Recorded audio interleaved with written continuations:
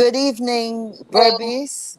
Good evening, Ricky Ramsarup. Good evening, Vince, Dr. Vince. So good to be spending a Saturday evening with you. How are you both doing tonight?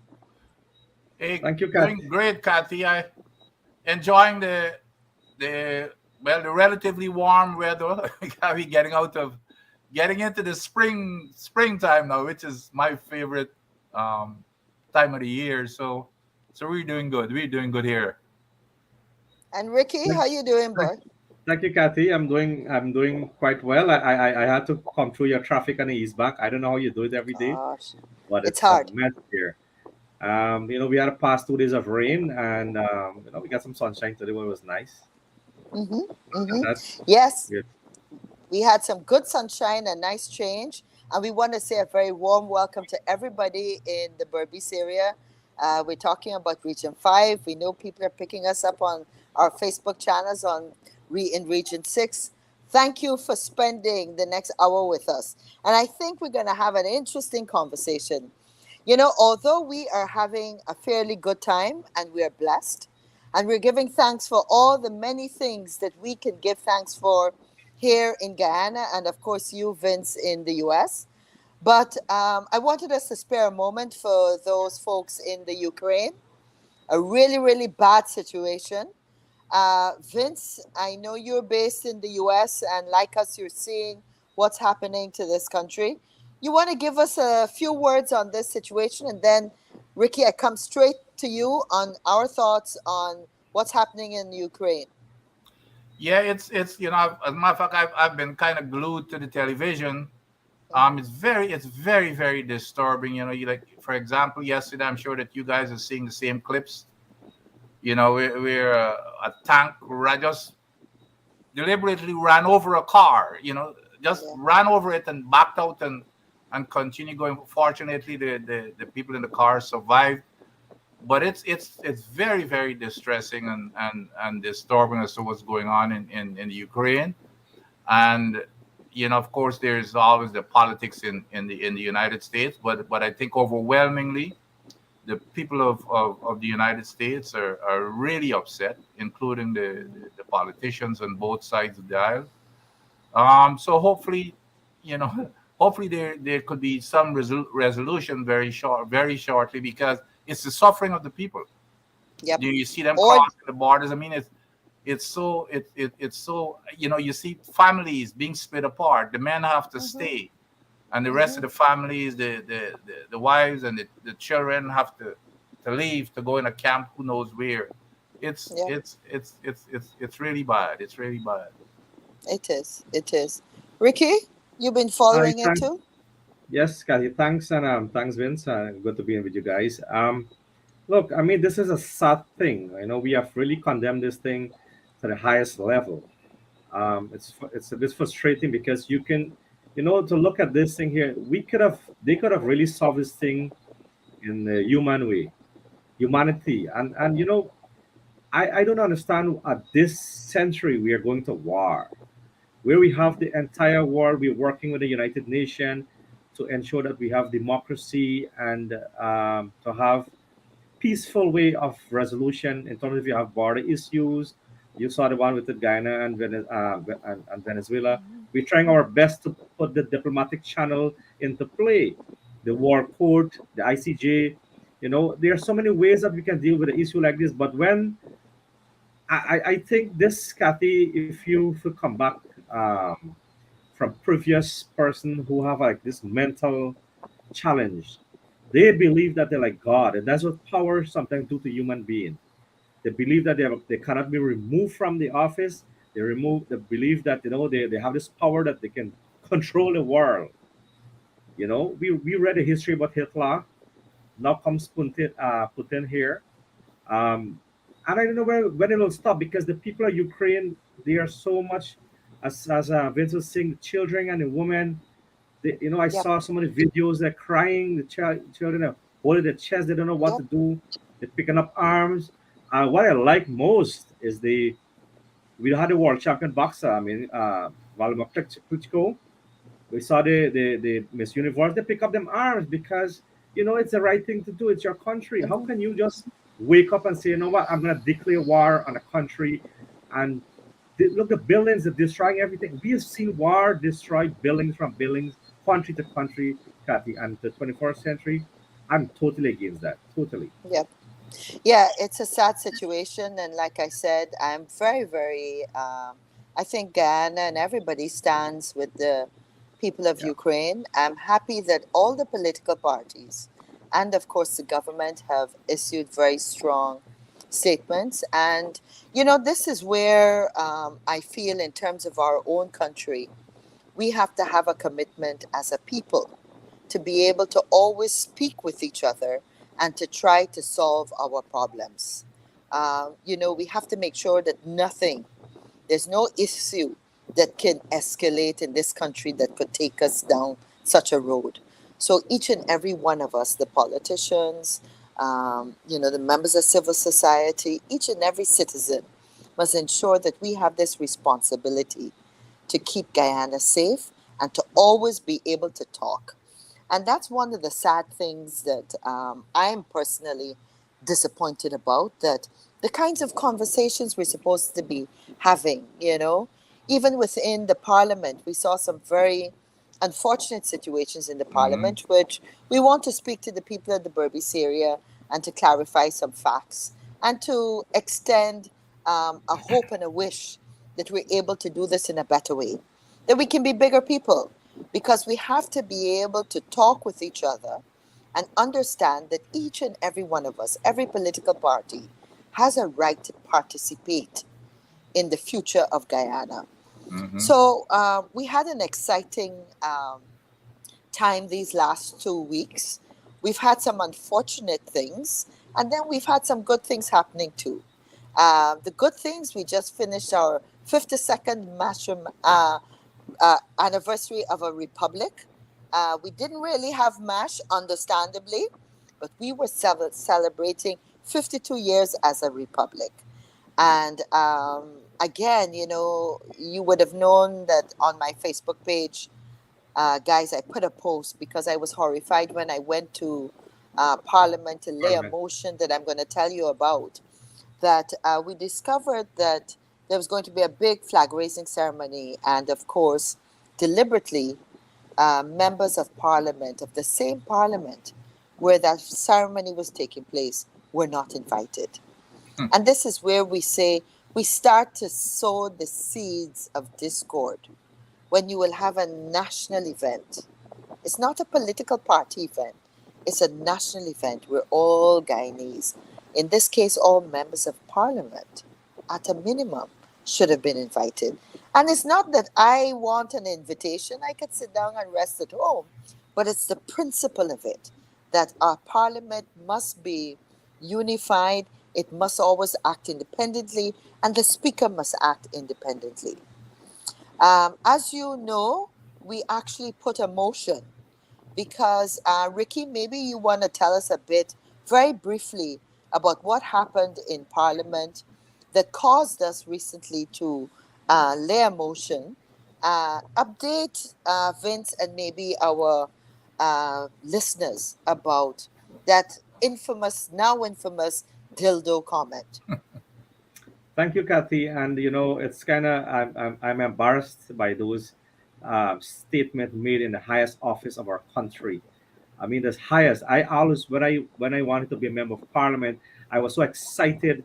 I wanted to be there. I want to be in that office. But when you go there and to see some of the languages that Mhm. parliamentarians, especially on the PPP side, talking, you want to know exactly. It's better to stay out of parliament. Look, Kathy, on that day, um, and you know, it was uncalled for.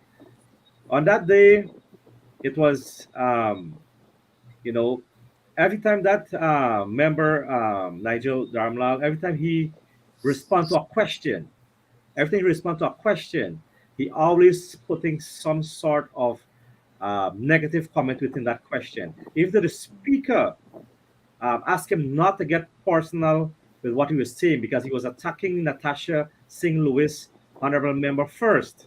I don't know if you recall that he started to attack her first, and the speaker, if you look at the video, Vince, you will see the speaker talked to him on 3 or 4 times. Can you please desist from attacking person on personal issues? Then I think one of our other MP, I think it was Miss McDonald, had a bag of mint, Vince, had a bag of mint. Mhm. I said, oh, you know what, you can have a mint. And he right away, I don't know what went to his head. I said, well, I think you know what the deal do. Just Yeah. like that, Mhm. with no reason. And I see now Illegal over Indian America now trying to explain himself about the comments that he made. And he's lying. And if you were there, Shara Duncan was not in the Doom at that time. Yeah. Honorable In member. fact, Sherrod had been in the lounge room for That's right. close to an hour and a half before, you know, and Ricky, I don't want to raise this because it's not one of our proudest moments, but I just want to raise it in the context of what you said. And that is Minister Dharamlal has now gone to North America. And I saw a clip where they were saying to him, just apologize. And of Yeah. course, he didn't even take that opportunity to reiterate an apology, Mm, to say, look, I meant no offense to women in general, women parliamentarians, or to this specific lady, the member of parliament. But the fact that he would lie and say he was speaking to Sherrod Duncan I was when not Sherrod there. Duncan was not in the room. So we're raising just so people know the truth. And the truth is, the statement was made while he was answering very serious questions on expenditures in the budget. And we want folks to know that the members of parliament spend close to 3 weeks in parliament at budget time, from 10 in the morning, sometimes until as late as 9 in the night, asking how specific line items and monies for different projects and different things are going to be spent. And that is actually part of the scrutiny, ensuring that we know ahead of time what the money that is being allocated is going to be used for. And we can ask all the questions. And the way it works is that this is taxpayers, this is the people's money. And therefore, the minister has to answer all the questions and reassure he's not speaking to the MPs, the members of parliament, he's speaking to the nation. We're asking the questions anybody in the nation may want to know, and he has a responsibility to answer honestly. And that is what is so sad, that the statement was made. You can look at the video clips and you will see that the speaker really did not even intervene and say to the minister right then and there, Minister, you are out of order. There was no Yeah. censor to him. Um, as we all know, Sherrod Duncan walked into the chamber, into the dome, very, very angry, and more or less said, no, you cannot speak to our female Amy. parliamentarians like that.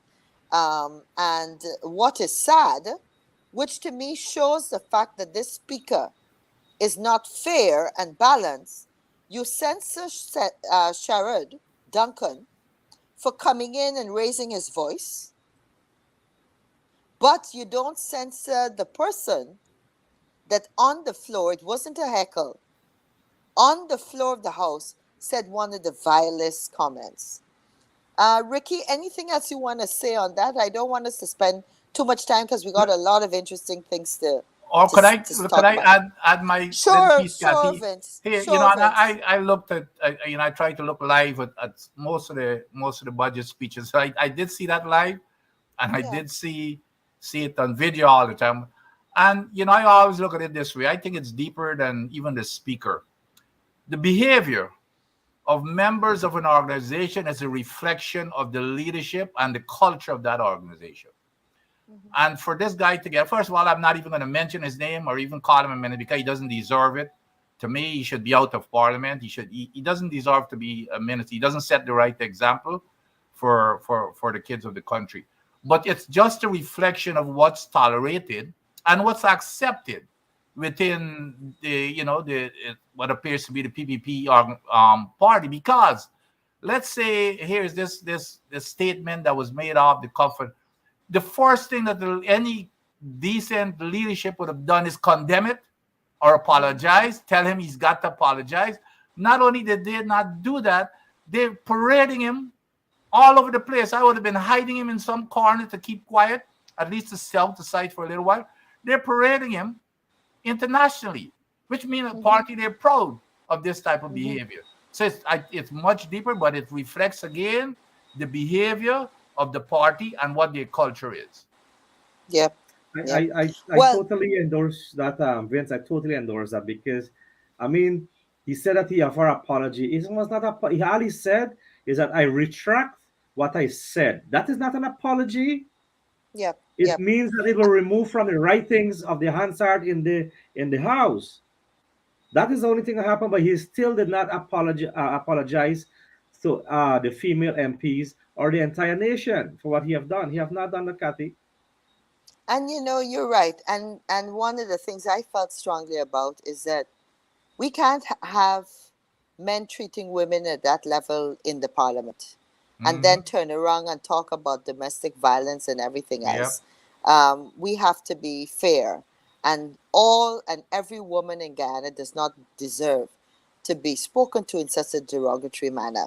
So Exactly. just so everybody knows, on February 22nd, I laid a motion. I'm the mover, and of course, Excellent. Nima flew best, one of my colleagues, is the second of the motion. And the main thing about it is that I want to explain to people that the parliament has their own set of rules, and they're called standing orders. And Standing Order 41, and I'm quoting, expressly prohibits the use of offensive and insulting language about members of the assembly. And so, as we said, we have censored, just as how Sherrod has had to go to he's down to go to the Committee of Privileges, which will examine this situation. We're saying that Mr. Dharamlal should be sent to the Committee of Privileges. So we've asked in this motion that that be done. We couldn't leave it just a lie like that, especially since we feel he hasn't apologized adequately.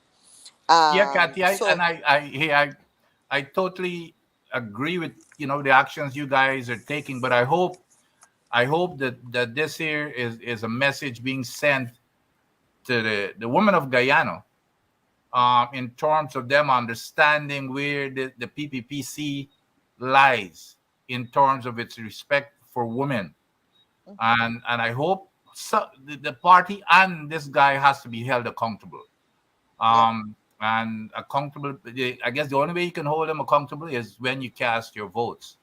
So people, they ought to be paying attention. The woman of Guyana has to be paying attention to as to where their interest lies, and it's definitely does not lie in the PPPC as clearly demonstrated here. No apologies, no condemnation by the leadership. It's accepted, as a matter of fact.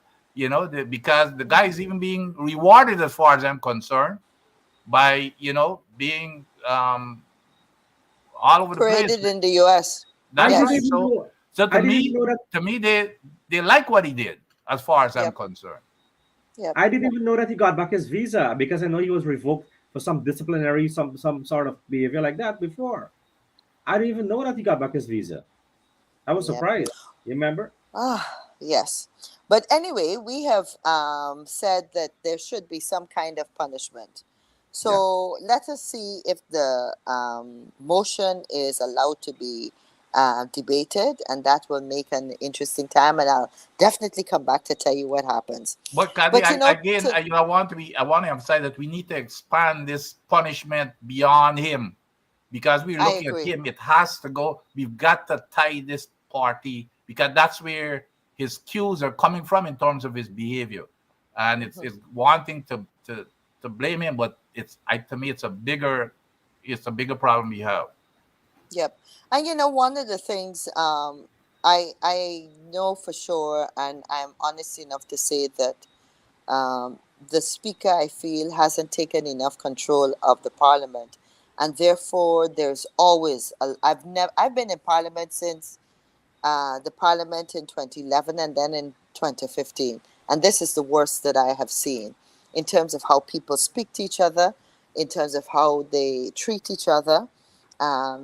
Half the time you can't even have an intelligent debate with the nasty and vile comments that are made. And some of them are on both sides. That is true.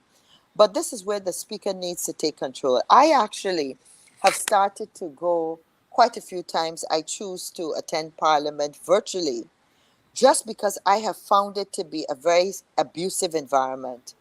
And as a woman, I was telling a friend yesterday, I'm very fortunate in my family. I have had men around me all my life that have wanted to build me up, that have built the women up, and then to go into Parliament. There's one individual that from the time I walk in, he starts shouting, cat, cat, cat, you know? And I think to myself, my family doesn't abuse me. Why would I go to a Parliament to sit for next to 7 hours to be abused? So it's a major problem, and we hope that we will begin to see a change in that. But Ricky, both you and I are excited because it's an honor to have Vince Adams with us here today. And so, Vince, your expertise is, of course, the oil and gas area.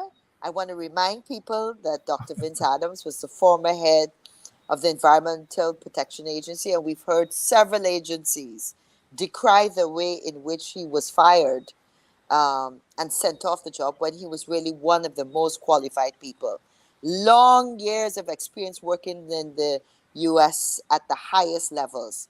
So, Vince, we just completed an oil and gas conference. And I know one of the things that persons in Guyana have been talking about, and it came on the sidelines, it came up on the sidelines of the conference, is this whole issue of us having enough insurance in the event of an oil spill. So could you take us through and explain a bit about that issue and why Guyanese should be concerned about not having the requisite insurance and managing the oil environment? Thanks, Kathy. Here, let me first of all talk about a little bit about the conference, which was a good thing, by the way, for Guyana. I Mm-hmm. think it's now showcasing Guyana in the eyes of the world. Not a whole lot of people have heard about Guyana before now, so this is it's a big deal to have these conferences. As a matter of fact, I had the privilege and opportunity to be chairperson of two major international conferences, two of the biggest international conferences for science and engineering in Mm-hmm. Kazakhstan and Germany. So I was responsible for planning. And the planning starts even a year ahead of time. And I just read in the newspapers here today, where of course, everybody else were excluded apparently, except for the PPP folks. They didn't even invite, from what I understand, the opposition to be there, which was totally inappropriate in terms of in inclusivity, which is what you think that the country. You mentioned, which is again getting back to a cultural thing. The opposition wasn't even invited to the celebration for Marshamani. And here again, Yep. you're excluded from probably the biggest conference that the country ever had. But the way it's And normally done. Vince, can I Mhm, just cut you and remind you, because I'm not sure if you were in Guyana yet, but we mhm. actually hosted the first International Oil and Gas Conference, and we had Okay. over 600 participants in 2018. And believe it or not, we made a point of inviting the then opposition, the PPP, Yep. and some of them Wow. even But that's the spoke way at the you do it. conference. And That that's the way a that's the nation way you does do it. it. And That's then the to, way a nation and does then it. today, I couldn't believe I had to take a second look in the newspapers in the headlines. I guess the guy was in charge of setting up the conference or something. He said, and it's in the Kaiser News, that the opposition does not have any qualified people to be part of those panels in the conference. Oh You know, dear. the first thing you do not select people. The way you select people for a conference, you send out expressions for papers, etc. You set up an Mhm. independent committee a year ahead of time. Everybody submit their papers. It doesn't matter which political leaning, and panels select, experts select those people to be on these panels. They're no political. It's nothing driven by politics. To hear this Yep. guy saying that, well, the opposition doesn't have any qualified. Who the heck is he to determine who's qualified? And I want to know which of them have more qualified people than the opposition. Yeah. Okay. Now, as far as the oil and this whole thing about the insurance, because I noticed that there's a real justifiable upsurge in people asking the question, where is, why don't we have full coverage insurance? And of course, if we trust me, and we will have a spill. I don't know what size, but as we know, you never expect the spill that you had in Macondo. You had a Yeah. big disaster at Piper Alpha many years ago in the North Sea that killed 167 people. Yeah. Um, When it exploded. that's right. So you can have it of major disasters from an oil spill. The Macondo is a good example. The Exxon Valdez, of course, and we're still Uh-huh. living with the remnants of those of what they did to the environment and the people's lives. Now, Mhm. so we can wash away, and this is not something that I'm making up or guessing. It's in the environmental impact assessment, where you run the analysis, you run the model to see, which areas are going to be affected and how.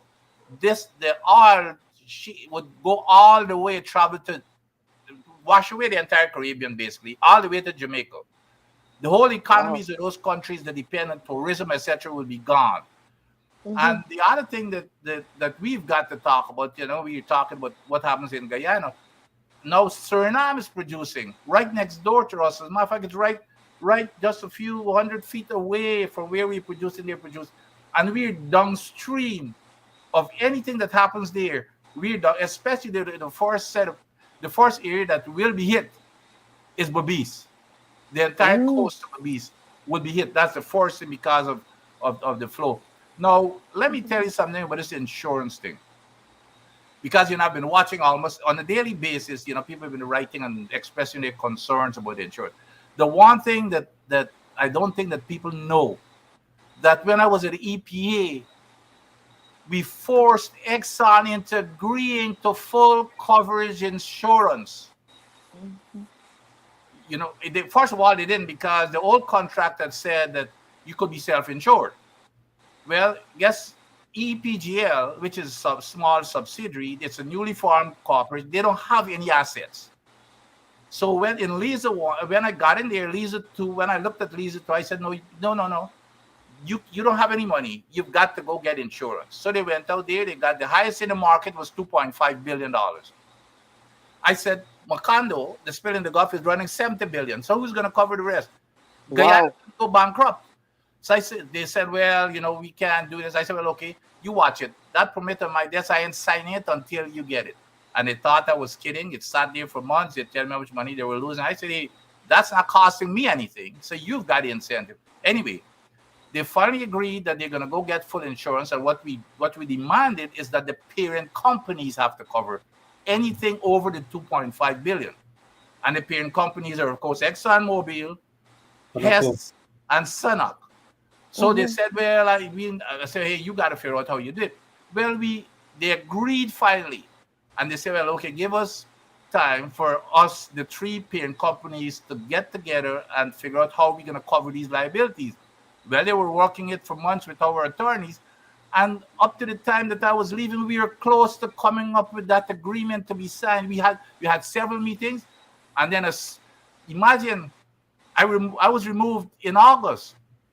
Not only was I removed, they removed the attorney who was handling it. A young one of the smartest young attorneys that stood up to Exxon, even took Exxon to court when they weren't going to pay their fine. Of course, they dropped that case also. But they got rid of us. So they got rid of me in August. And they signed the PIARA in September, because I told them if they do not give me that document with a signature, I am not signing off on the PIARA. And of course, you're not going to start production, and Lisa too, that they now have started. Well, I left in August. They signed everything off. They got rid of those meetings and dropped everything. So the point that everybody needs to know, that we already had full coverage insurance, and it was dropped by the incoming PPPC government, and they need to explain it to the people of Guyana. Matter of fact, Wow. I've got a letter to the editor covering all of this in detail that should be coming out Mhm. this week or this So, weekend. so Vince, if God forbid, this is something we would never want. But if there was some kind of spill right now, are you saying that there would only be coverage up to $2 billion? No, here's the other thing, Kathy. Or we don't even have that Here, no, now? here's the other part. Here's the other part of, and I don't know if these were deliberate decisions. You remember I said we forced Exxon to get 2.5 billion. Right, right. Well, of course, part of that which is in the permit says that they have to maintain it, and we are supposed to be checking to make sure they maintain that policy because they have to show us proof. Oh, Well, guess yeah. what happened?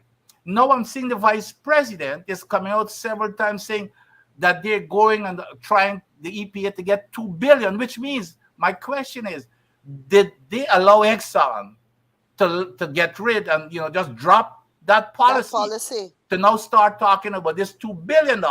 So that's the other question. The first question is, why did you drop the full coverage that we already established? And then the second thing is, covered by the parent companies, the additional over and above. And the second thing, are you saying now, it sounds as if you're saying we do not even have that 2 billion, which means we have no insurance based on, if you read what the vice president is saying, because now he's asking about for this 2 billion.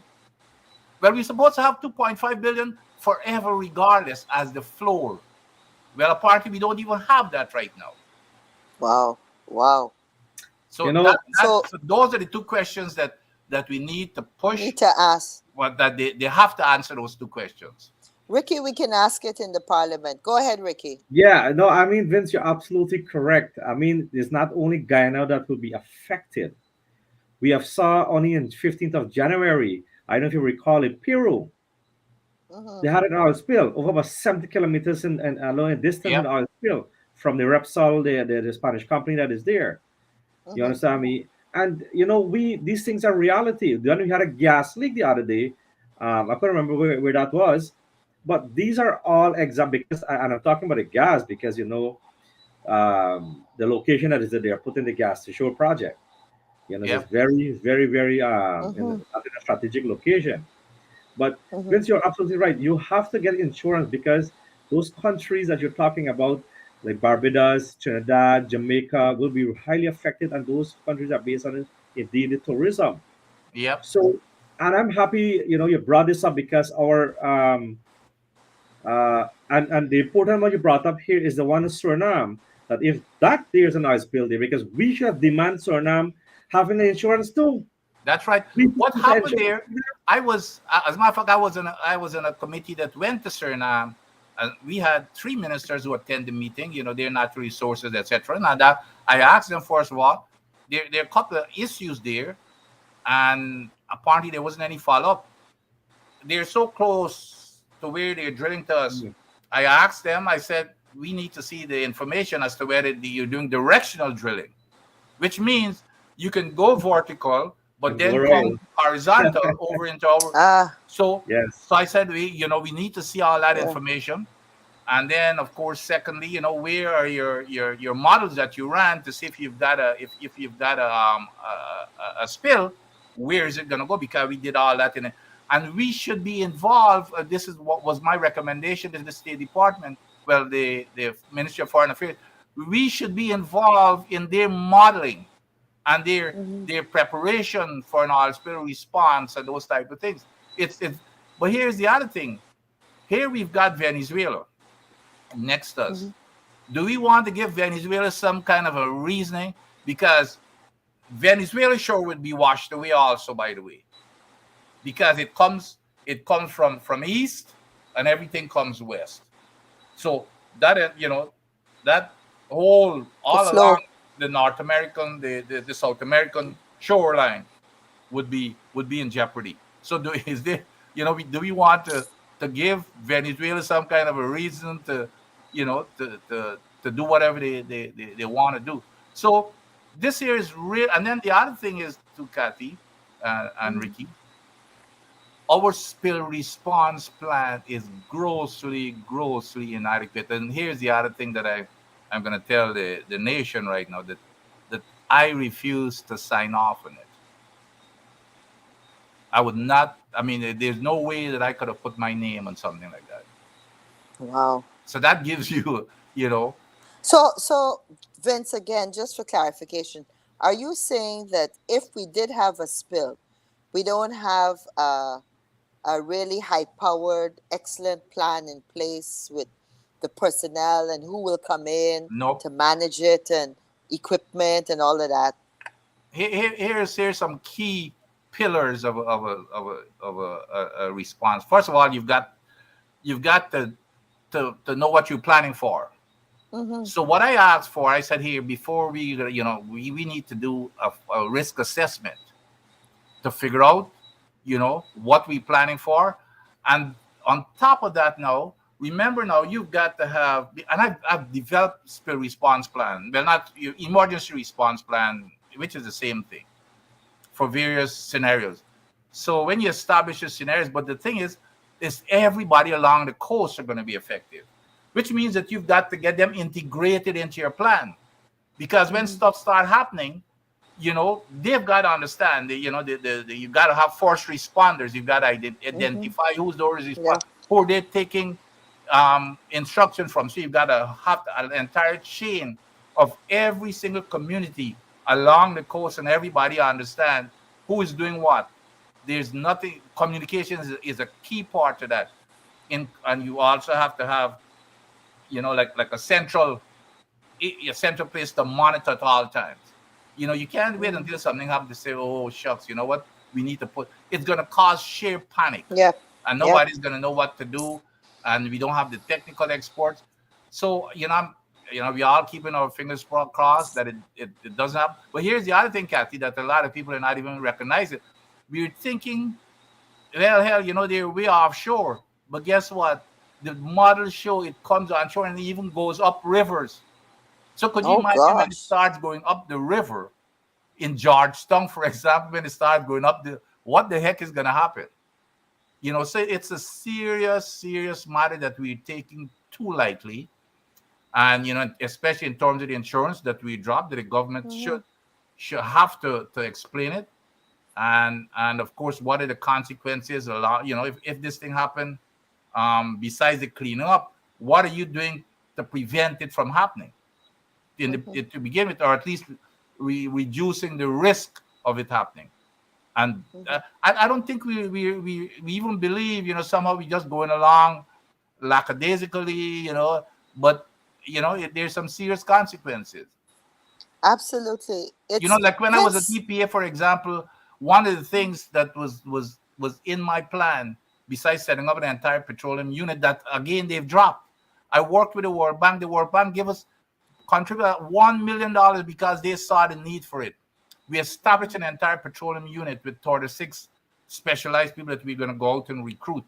We established a unit with the organization who was going to be doing what. And now we're going to go out for recruiting when COVID hit. So we put it on the back burner for the time being until we got our budgets, etc. All of that has been dropped. And Wow. one of a component of that you guys may remember me talking about is to have on-site presence 24/7, Mm-hmm. so that you can see what's going on. You can pick up very early if the operations are not. We had maintenance problems. That was one of the fines that we had to levy on Exxon. 6 times they had little leaks. They Yeah. never reported it, and we fined them, and then it was just 500 US dollars or something. They refused to pay it. That But that was those amazing. small things in terms of processes, that's what lead to the bigger things. If you cannot, Mm-hmm. it's a matter of again culture, safety culture.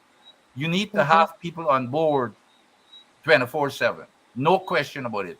It's something that even the big United States, we do not have any facility where we are operating where there's any kind of high risk, where we do not have people trained and adapt for To those deal with it. facilities 24/7. Yeah. Because Yep. Yep. it's no question that 99% of the time what the contractor tells you is happening out there, 99% of the time it's totally different. Totally different. I, Wow. Kathy, I just want to mention this as Mm-hmm. Vince talked about some minus oil spill. I recently, I think it's about a month or 2 months ago. I think was there was a video circulating with some oil in the rib and the Yeah. Atlantic by some Yeah. fishermen. Now, Mm-hmm. that thing, do you know that story died out? You know why it died? We have learned that those guys that got the video, they were called into a room. And you know what happened after then? They came out and said, no, no, that was not oil, it was something else. And that was the end of the matter. You understand? Mm, They had a video, I mean, and that's a good thing with technology and the Facebook and all these things. By the time it happens, you see it, it just yeah. spread. And that just died like that. It just Yeah, died. but Well, I don't need to dominate, but just quickly, just a few seconds, and you know what they're dumping, and it's we're going to be end up dumping billions of barrels of water that Hot comes water. with oil, and Hot that water. that water is contaminated with oil. In the ocean, the water is 3 times hotter than the ocean. You can't tell me that's not impacting the yeah. environment, the fish, and Well, everything else. Fishing. well, right. Well, we already have fishermen in region 5 and 6 that are complaining, Mhm. Yes. and we have to be able to look at these issues. And at this point, I think it would be important for me to make a call to the government to reassure if this information that we are saying is not so and you have the requisite insurance to cover, then reassure us. Yep. Let's maybe in the next week we will hear from the government some discussion on this issue, and we will be able to see the policy and hear of it and be reassured that we have the plan and also the requisite insurance coverage. Yep. um, Vince, anything else you wanted to mention? Because I wanted to go on to another critical issue that's especially important to Now you go the right ahead, Region Kathy. I 5. think you've done. So, right. And again, Vince, thanks so much for Mhm. sharing your information and your knowledge. Now, Ricky, we have a situation, as you know, we have received quite a few calls from persons that have been very disturbed about the packaging plant and the fact that we just heard, by the way, that they had actually leased the plant to a private company that's gone into a joint venture. And of course, we've heard stories that maybe the workers may not be kept on, but I think we were reassured that they would maintain their jobs. So, Ricky, tell us a bit about that situation and your thoughts on it. Thanks, Kathy. And this Look, is the Enmore packaging plant. yeah. So let me go back a little bit before I come to the packaging plant. Um, when the PP government took over, prior before they took over office, they telling the sugar workers, especially across this country, the length and breadth of this country, that they will reopen back the sugar estates, that the AP Mm-hmm, and UAFC closed. mm-hmm. Right? We have done a state paper with also the assistant from GAU that clearly states that the right sizing of the sugar industry was the Yeah, right approach. yeah. So it shows also that Enmore, Rose Hall, including Skeldon, I wouldn't rule one out. They were not Profitable. profitable. Yep.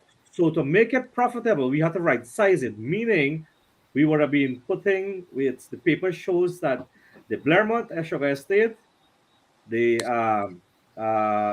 they wanted Albion and they wanted iFlot. Those are the three estates would have kept so that those sugar plantation that is there would have supplied those three major factories. Yeah. That was very effective. Now the PVP say, put the narrative over to this sugar workers, and I will call the numbers, the 17,000 sugar workers, plus the families and other persons that's involved, that the AP and UAFC is closing sugar estate and they will reopen it back. 2020, the Minister of Agriculture stated clearly, I don't know if you recall, Kathy, shouted Yep. to Yeah. his breath in Parliament that the PVP government will reopen back sugar estate. But we have seen reports that when we ask the question, when they will open the sugar estate, there's no definitive answer. Yep. Reports stating that the vice president himself stated that there's no definite timeline when the sugar estate will be reopened. Mind you, we have spent over $22.2 billion already. Billion. Yeah. Billions of dollars already And in we that don't. And what are industry. we getting for it? And let me come back now to tell you that where the PP government lied to you, sugar workers. You know why? I'm going to tell you. So Kathy brought up the topic that they have so well, it literally sold out, sell out the that Packaging packaging plant. plant that we Yeah. spent 12.5 million US dollar to modernize. You remember Hmm. that, Kathy, 2017? Yeah. Yeah. Yeah. 12.5 million US dollar we spent on that It was one of factory. Mr. Jagdio's projects that never worked, and then it Good, started and we spent that and money didn't to meet the get it going. capacity. That's right. And Hmm. the second one, um, the terminal, the sugar terminal at the wharf, they are going to Yeah. put the lease it to the rice industry. That is showing you a sign, a clear sign that there's no intention of reopening back the sugar estate. So why did they lie to the people? Hmm. So so the sugar workers need to understand that they are being fooled by the current administration that sugar is not profitable. And and let me tell you this, let me add this, Kathy. The CEO of Gaisuku, including Gao, did not know about that Yeah. uh, I saw. packaging plant. They Yeah, we saw now, that in the after the papers. deal made, they now Gao is now going to have a To meeting meet. Yeah, to at the find sugar out. thing. Yep. Yep. And this is totally embarrassing to the country. Why are you fooling Yep. the people? Yep. The Well, 17,000 remember. people. Well, remember that the PPP actually had to close some of the sugar estates long before 2015. LBI And the Diamond. reality is that we know that sugar has been on the decline. And I want the sugar workers to understand that we value each and every Guyanese That's citizen. right. We value the sugar workers, we value the teachers, we value the doctors, we value the policemen, everybody that's needed to keep this country going. And the women. But, and of course, the women. Thank you, Vince. Thank you, Vince. But what we want to say is that if something is not working, and that's why in our, if you look at the white paper, we had a program to start to lease and in some cases to actually give lands to some of the sugar workers, and quite a few of them got Mhm. it when they received their severance. You know, Severance. they like to suggest that no severance was paid. Remember, half the severance was paid in January of that year, and then by the December, we'd gotten enough money to pay. So the APNU AFC made sure that everybody that was severed was actually paid their termination benefits. And what we're saying now is that if sugar in the traditional sense is not working, we want a program like the one we had outlined and is in the white paper, a program that allows us to retrain our sugar workers, that gives them land, that allows them to get a skill that is going to be useful. We're saying if sugar not working like this, but there are different avenues.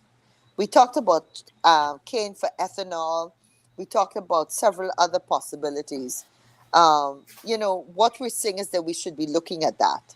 And it is sad that once again, the people of Guyana seem to be, especially the sugar workers, seem now to be tricked by the same people that said we're gonna open everything back up. It's very very sad. Yeah, and Kathy, you remember, in addition to your ethanol plant and so on, you remember we have expanded the DDL, we have supported that project with a juice Yep. factory and citrus. I think it was over 200 million US dollars expansion Hmm. project. You recall that you were setting up, I think you were a part of this when you had that the farmers market app, the app that you guys set up. Yes, You yes. I haven't remember heard that app? anything else about that. Yeah, The all those other things are thing done, too, you know. yeah, and then the other thing too is that we had indications because I remember it being discussed in a cabinet meeting where Pepsi had Mm, actually wanted to do some work with some of the estates just to produce sugar for their soft drink factories throughout the world. And of course, we know that DDL had also at one stage expressed an interest mm-hmm. in the molasses for their That's right. rum industry. So these are things, you know, other avenues that we were supposed to be exploring. And none of those discussions we have heard. And at the end of the day, what we're saying, we in the AFC feel very strongly that now we have more monies from our oil and gas industry. We want to remind people, remind the citizens that it's 607 million US dollars. 607 million US dollars that has been put into the budget. And what we're saying is that now, before we didn't have money, we were struggling to make ends meet. But now we have this money, we have to ensure that it is spent in a way to benefit Guyanese. And so the question we're asking is, how is the money that is now being put into Gaisuco still and into the sugar industry, how is that benefiting the sugar workers themselves? Mhm. Because if we put in billions into what I call a black hole and we ain't seeing anything, it's better you use the money to buy the land or lease it to them or something where people benefit directly.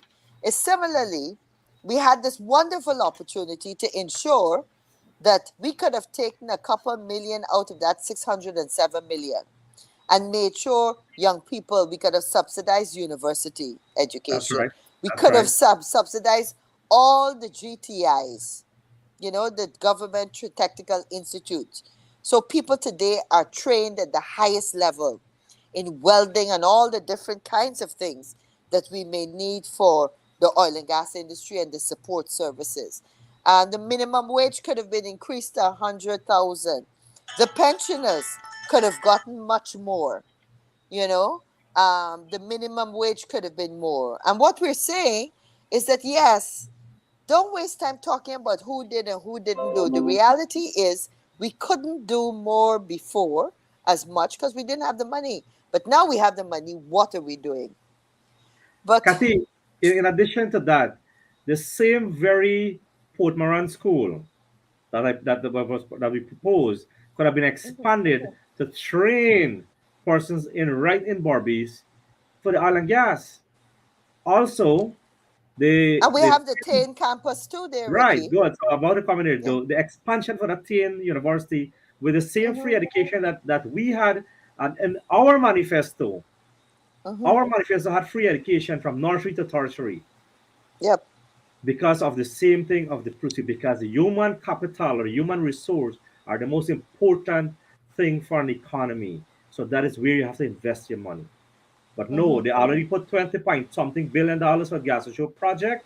That now I saw a report, and Vince, this is Yeah. important here, and I think you can chip in on this one. 20.2 billion, I think, dollars from the budget to the gas shore project that the person in charge, and I think it's Brassington, state that it is not feasible. But he's now clinging on the Amulus File Hydro project. So something is playing out there. Mm-hmm. We have Well, to really this week, Kitro News also on that gas show, and we're going to get David Patterson to come back and talk about it. But mm, Kitro News has been doing a good job in identifying what the costs are for, well, when it comes to, these kinds of projects, how much it would cost to produce the 1 megawatt of power. And when it's costing us, in some cases they said we're paying like 6 times what the normal rate would be. Vince, any comments you want to make? Yeah, and, I and of know, course, guys, we're winding up. yeah, and David, of course, is the export, but what based on the information that I'm privy to, one of the points that David is making up to recently is, and David did a lot of studies on this thing. So Yeah. all the studies, he did a lot of studies. What David is saying, well, first of all, Bassington and them are realizing now that the grandiose plan that they had for usage of the gas is only 50 million cubic feet of gas that is going to be coming. So they're not Mm-hmm. all these different fertilizer plants and all this kind of stuff. That's not going to satisfy the quantity. So you're building this huge pipeline that is going to, now I'm hearing, is going to be running like $1.34 billion. Mm-hmm. This is US, by the way. Yeah. So you're going to build this, and then of course when you build a pipeline, the other thing, there's a hell of a lot of environmental risk in the ocean because gas is very toxic to fish to start with, and you're going to get leaks in the bottom of the ocean, or how are they going to monitor that, etc. So it's a high risk.